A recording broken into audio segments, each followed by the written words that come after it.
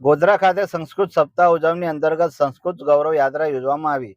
6 થી 8 ઓગસ્ટ દરમિયાન સંસ્કૃત સપ્તાહ વિશેષ ત્રિદિવસીય કાર્યક્રમનું આયોજન કરવામાં આવશે।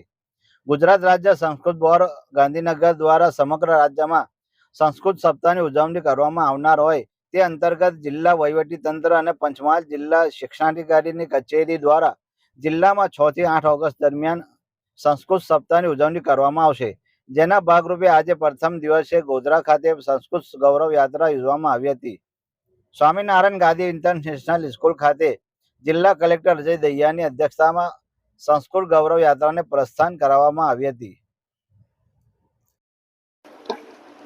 આજરોજ પંચમહાલ જિલ્લામાં ગોધરા ખાતે સ્વામિનારાયણ સંસ્થાન જે સ્કૂલ છે એના પટાંગણમાં ખૂબ કહેતા આનંદ થાય છે કે પંચમહાલ જિલ્લાની જેટલી પણ ઉચ્ચતર માધ્યમિક શાળાઓ છે એ તમામ જે બાળકો જે છે આજે સંસ્કૃત ગૌરવ યાત્રા દ્વારા પોતાના એ માધ્યમથી પોતાનું બાળકો આજે રેલીમાં જોડાયા છે અને ત્રિદિવસીય આ સંસ્કૃત ગૌરવ યાત્રાનું શુભારંભ આજથી થયો છે। આજના કાર્યક્રમમાં ગુરુ ગોવિંદ યુનિવર્સિટીના વાઇસ ચાન્સેલર ઉપસ્થિત રહ્યા છે, માન્ય જિલ્લા પંચાયત પ્રમુખશ્રી, માન્ય કલેક્ટરશ્રી અને ડીઓ સાહેબ બધા જ આજે લોકો ઉપસ્થિત રહ્યા છે। અને સંસ્કૃત એ વૈદિક ભાષા છે। 3500 વર્ષથી પણ જૂની આપણી આ સંસ્કૃતિ અને આ ભાષા છે એનું જતન સંવર્ધન કરવું એ બધાની ફરજમાં આવે છે। ત્યારે આ સંસ્કૃત ગૌરવ યાત્રા થકી એક મેસેજ નીચે સુધી પહોંચાડ્યો છે અને આપણી જે ધર્મ જે છે હિન્દુ ધર્મ છે અથવા આપણું સાહિત્ય જે છે, ભારતીય સંસ્કૃતિ છે, વેદો છે, ઉપનિષદો છે, મહાભારત, રામાયણ છે, આ પણ સંસ્કૃત ભાષામાં જ લખેલું છે। તો એક સંસ્કૃતિને જતન અને સંવર્ધન કરવા માટે અને નીચે સુધી બાળકો સુધી પણ પહોંચે એના માટે આજે ખૂબ સારો પ્રયોગ થયો છે અને આ સપ્તાહ ઉજવવાનો હેતુ એટલું ઉદ્દેશ્ય છે કે ભારતીય સંસ્કૃતિ સનાતન ધર્મ હિન્દુ ધર્મ સાથે જોડાયેલી છે અને સંસ્કૃત ભાષા મેં કીધું એવી રીતે વૈદિક ભાષા છે, આપણી સંસ્કૃતિ છે અને એને ઉજાગર કરવા માટેનો આજે કાર્યક્રમ છે। આજે ઉપસ્થિત રહેવાનો અહીં મોકો મળ્યો। આભાર। સંસ્કૃત સપ્તાહનું જે આયોજન કર્યું છે એમ મારા પહેલા આપણા આદરણીય ધારાસભ્ય શ્રી એ કીધું એ પ્રમાણે ખૂબ છેક નીચે સુધી વિદ્યાર્થી સુધી આનો મેસેજ જાય એના માટેનું આ સરસ આયોજન છે।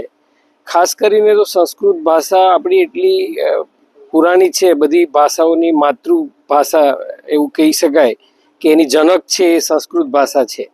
અને આપણું જે કોમ્પ્યુટરમાં કોડિંગ થાય છે એ કોડિંગમાં પણ આજકાલ બીજી બહારની યુનિવર્સિટીઓમાં સંસ્કૃત ભાષા હવે શીખવવાનું શરૂ થઈ ગયું છે। એટલે આટલી મહત્ત્વની આપણી આ ભાષા છે એ ભાષા ઉજાગર કરવા માટે ગુજરાત રાજ્યની સરકાર જે પ્રયત્ન કરી રહી છે એ ખરેખર સરાહનીય છે અને આવા પ્રકારના કાર્યક્રમોથી આપણા બાળકોમાં જો આ જાગૃતિ આવશે તો બાળકો આ ભાષા વિશે જાણકારી મેળવશે। આપણું જે આટલું મોટું સાહિત્ય આપણી નાલંદા, તક્ષશિલા જેવી જે વિદ્યાપીઠોમાં આપણી જે સામગ્રી હતી એ બધી જ સંસ્કૃત ભાષામાં છે અને એવા ઘણા બધા રહસ્યો છે, એવી ઘણી બધી શોધો છે કે જે ખરેખર જો સંસ્કૃતની જાણકારી મળે તો એ ઉજાગર થાય એમ છે। કારણ કે આપણે ત્યાં જે આયુર્વેદિક પદ્ધતિઓ બધી હતી પહેલાં બી એ બધી જ સંસ્કૃતમાં હતી। એટલા માટે આપણે ત્યાં આયુર્વેદ જેને લેવું હોય એને સંસ્કૃત સબ્જેક્ટ રાખવો પડે છે। એટલે જો બાળકો નાનપણથી આ વિષય લેશે તો મને લાગે છે સંશોધનમાં પણ એક મોટું બળ મળશે। Thank you.